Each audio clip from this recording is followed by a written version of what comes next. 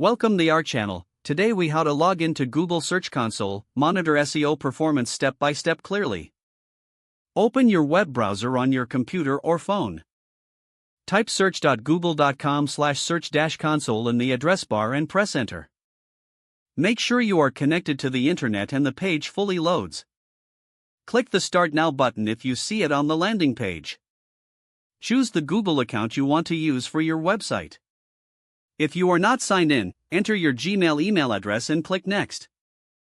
Enter your password and click Next to sign in securely. If Google asks for verification, complete the two-step verification prompt.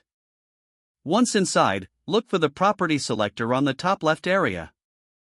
Click the property selector to see the list of websites connected to your account. If your website is already listed, click it to open its dashboard. If your website is not listed, click Add Property to connect a new site. Choose Domain to track all subdomains, or choose URL prefix for a specific version of the site. Enter your domain or URL carefully, then click Continue.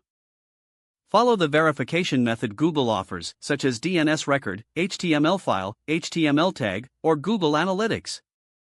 For DNS verification, copy the TXT record and add it in your domain provider's DNS settings. Wait a few minutes if needed, then return to Search Console and click Verify. After verification succeeds, click Go to Property to enter the main reports.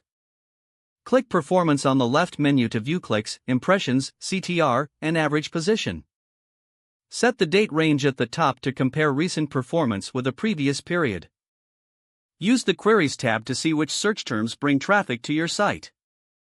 Use the Pages tab to identify which pages get the most visibility and clicks. Click Indexing and then Pages to check which URLs are indexed or have issues. Open any issue detail to read Google's explanation and recommended fixes.